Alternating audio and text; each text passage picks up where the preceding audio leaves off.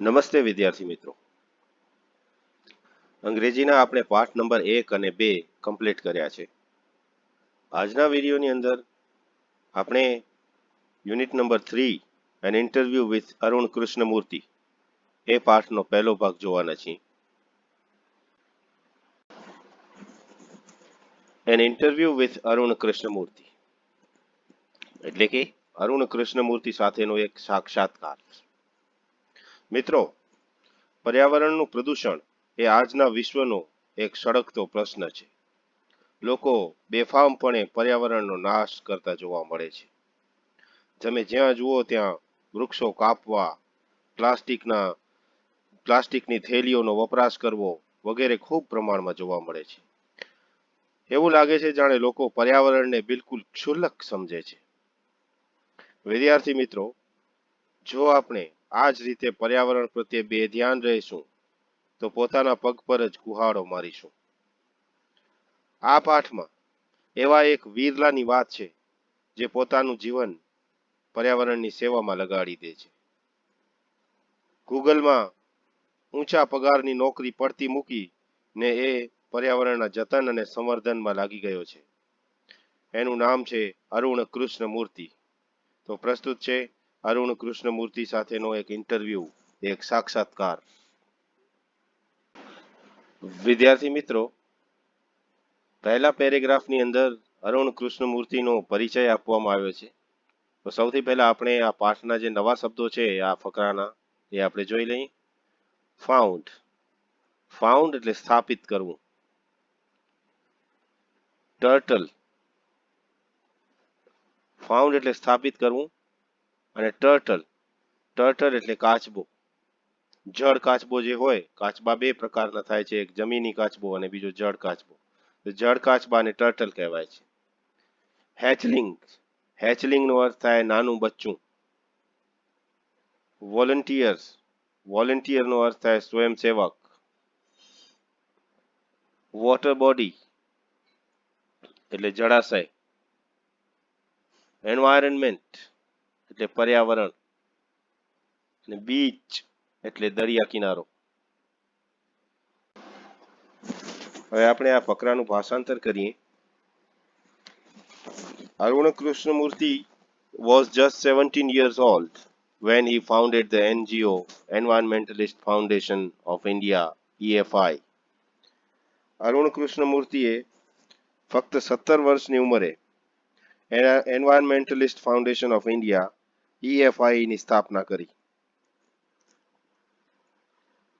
Beginning with a turtle walk, a move to save turtle eggs and young hatchlings in Chennai, today Arun and his team of volunteers have cleaned beaches and various water bodies in Chennai, Hyderabad, Delhi, Coimbatore and Puducherry.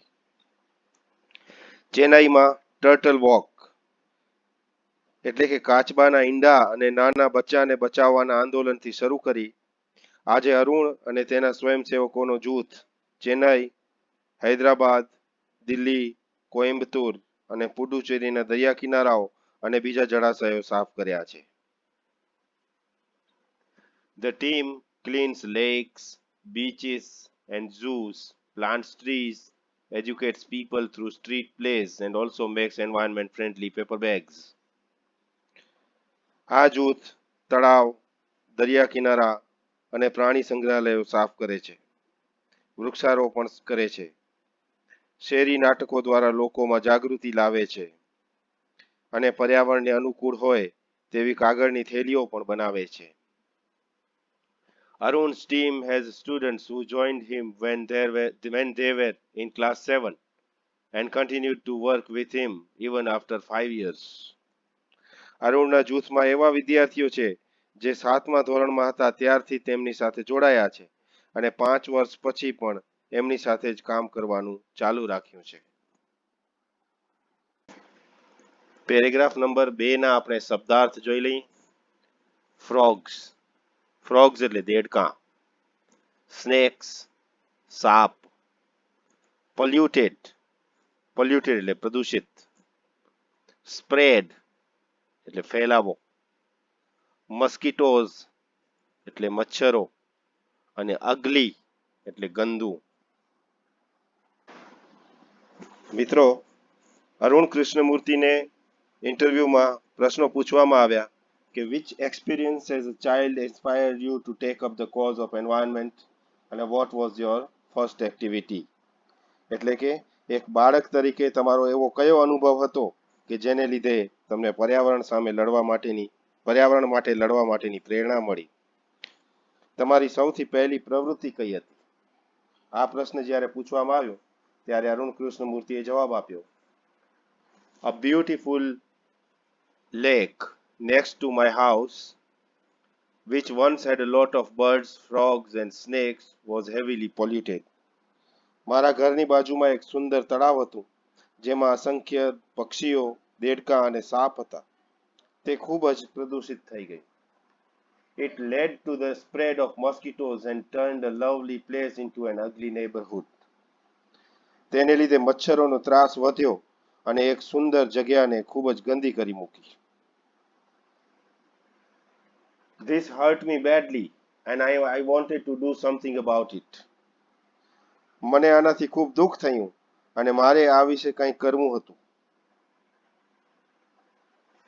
I got together with a couple of my friends and cleaned the pond next to my house. મારા થોડા મિત્રો સાથે મળીને મેં મારા ઘરની બાજુનું એ તળાવ સાફ કર્યું. This was the first activity. આ મારી પહેલી પ્રવૃત્તિ હતી. હવે આપણે લઈએ પેરેગ્રાફ નંબર 3. એના શબ્દોની વાત કરીએ તો સપોર્ટિવ એટલે સમર્થન આપનાર, ટુ ફેઇલ એટલે નિરાશ કરવું, એડવાઇસ એટલે સલાહ અને ઇન્ફોર્મ એટલે માહિતી આપવી. બીજો પ્રશ્ન પૂછવામાં આવે છે અરુણ કૃષ્ણમૂર્તિને કે what kind of support did you get from your parents and teachers? Was there any conflict between study time and activism? કે તમારા માતા-પિતા અને શિક્ષકો તરફથી તમને કેવો સહકાર મળ્યો? શું તમારા શિક્ષણ અને તમારી પ્રવૃત્તિ વચ્ચે કોઈ વિસંગતિ ઊભી થઈ, કોઈ વિરોધાભાસ ઊભો થયો? આ પ્રશ્નનો જવાબ આપતા અરુણ કૃષ્ણમૂર્તિ કહે છે કે I have supportive parents who understood that my interest was the environment. મને હંમેશા સમર્થન આપનારા મારા મા-બાપ જાણતા હતા કે મને પર્યાવરણમાં રસ છે. They have never stopped me from doing what I want. મારી ઈચ્છા મુજબ કંઈ પણ કરવા માટે તેમણે મને કદી રોક્યો નથી. On my part, I also made sure that I did not fail my parents in any way. અને મેં પણ મારા માતા-પિતા કોઈ પણ રીતે નિરાશ ન થાય એની કાળજી લીધી છે.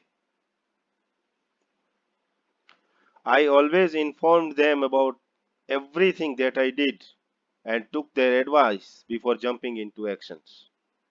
હું જે કંઈ પણ કરતો તે વિશે એમને બધી માહિતી આપતો અને કોઈ પણ કાર્ય કરતા પહેલા એમની સલાહ લેતો. મિત્રો, પેરેગ્રાફ 5ની અંદર અરુણ કૃષ્ણમૂર્તિ પોતાના શિક્ષકો વિશે વાત કરે છે. સૌથી પહેલા એના શબ્દો જોઈ લઈએ. હ્યુમિલિટી એટલે વિનમ્રતા, સ્નોબિશ અભિમાની, એરોગન્ટ અહંકારી, સિમ્પલ એટલે સાદું, એક્ટિવિસ્ટ એટલે આંદોલન કરનાર અને એન્વાયરમેન્ટલિસ્ટ એટલે પર્યાવરણવાદી. અરુણ કૃષ્ણમૂર્તિ પોતાના શિક્ષકો વિશે વાત કરતા કહે છે, I have teachers who taught me how to go about things. મારા શિક્ષકોએ કામ કઈ રીતે પાર પાડવું એ શીખવ્યું. They also taught me humility so that I did not become snobbish or arrogant and start thinking I was a superstar because I was doing all this environment work. તેમણે મને વિનમ્રતા શીખવી જેથી હું અભિમાની અને અહંકારી ન થઈ જાઉં અને હું આ પર્યાવરણનું કામ કરીને એક મહાનાયક થઈ ગયો છું એવું વિચારવા ન લાગું. They taught me to be simple and keep learning all the time. તેમણે મને વિનમ્ર રહી, સીધા સાદા રહી અને નિરંતર શીખતા રહેવાનું શીખવ્યું. I am not an activist. I am an environmentalist. હું કોઈ આંદોલન કરનાર વ્યક્તિ નથી. હું એક પર્યાવરણવાદી છું. I have learned so much by doing this work. આ કામ કરીને હું ઘણું બધું શીખ્યો છું. ત્યાર પછી પેરેગ્રાફ નંબર 5 ના આપણે શબ્દો જોઈએ તો પ્રોટેક્ટ. પ્રોટેક્ટ એટલે રક્ષણ કરવું. એક્ટિવ. એક્ટિવ એટલે કાર્યશીલ અથવા સક્રિય. લેઝી. લેઝી એટલે આળસુ, નિષ્ક્રિય. પોઝિટિવ એટલે હકારાત્મક. અલોટ એટલે ઘણું બધું. અરુણ કૃષ્ણમૂર્તિને સવાલ કરવામાં આવે છે કે how did your school and college further your interest, એટલે કે તમારી શાળા અને કોલેજે તમારા રસને કઈ રીતે આગળ વધાર્યો. તો એનો જવાબ આપતા અરુણ કૃષ્ણમૂર્તિ કહે છે both my school and college had plenty of green cover and both were home to several other life forms. મારી શાળામાં અને કોલેજમાં બંનેમાં ખૂબ જ લીલોતરી હતી અને બંને સ્થળો બીજા અસંખ્ય જીવોનું ઘર હતા. This made me understand their importance, how beautiful they are and why we need to protect them. આથી મને સમજાયું કે તેમનું મહત્વ શું છે અને તેઓ કેટલા સુંદર છે અને આપણે શા માટે એમનું રક્ષણ કરવાની જરૂર છે. These animals are on their own, find their own food and are always active, on the move and never lazy. આ પ્રાણીઓ સ્વતંત્ર છે, એમનો ખોરાક જાતે શોધી લે છે અને હંમેશા કાર્યશીલ હરતા ફરતા હોય છે અને કોઈ દિવસ આળસ નથી કરતા, કોઈ દિવસ નિષ્ક્રિય નથી રહેતા. It is so positive. આ બધું કેટલું હકારાત્મક છે. We have a lot to learn from them. આપણે એમની પાસેથી ઘણું બધું શીખવા જેવું છે. પેરેગ્રાફ નંબર 6 ના આપણે શબ્દો જોઈએ. ડિસાઇડ એટલે નિર્ણય કરવો. ક્વિટ એટલે છોડી દેવું. ઇમોશનલ એટલે ભાવનાત્મક. ડેમેજ એટલે નુકસાન. લાર્જ સ્કેલ મોટા પાયે. એટેન્શન એટલે ધ્યાન.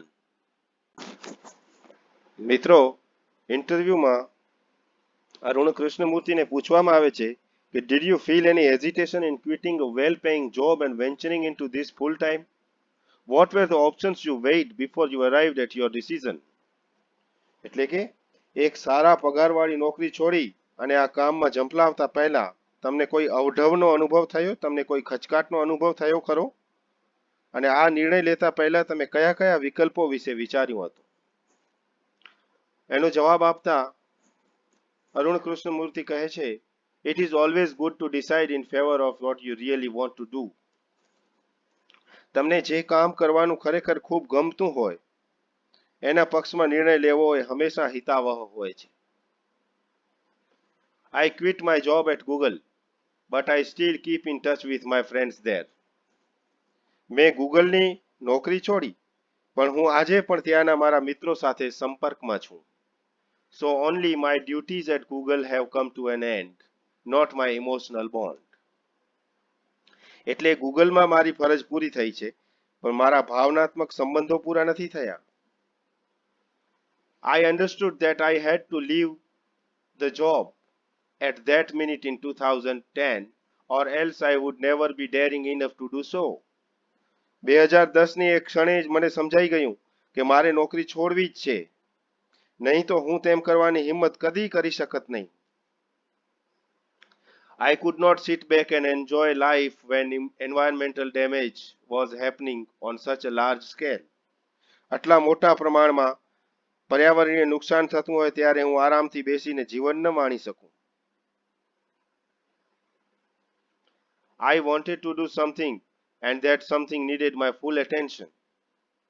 મારે કંઈક કરવું હતું અને તે કંઈકને મારા પૂર્ણ ધ્યાનની જરૂર હતી. So I left Google for EFI. એટલા માટે મેં EFI માટે ગૂગલ છોડ્યું.